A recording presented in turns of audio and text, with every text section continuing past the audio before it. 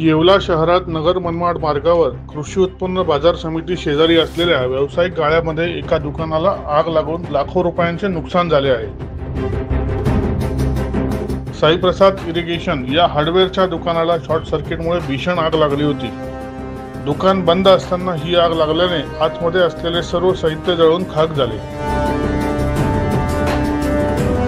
दरम्यान येवला नगर परिषदेच्या अग्निशमन दलाने त्वरित घटनास्थळी धाव घेऊन आग आटोक्यात आणली। या आगीत व्यावसायिकाचे लाखो रुपयांचे नुकसान झाल्याचा अंदाज वर्तवण्यात येत आहे। दैनिक भ्रमरसाठी प्रतिनिधी दीपक सोनवणे, येवला।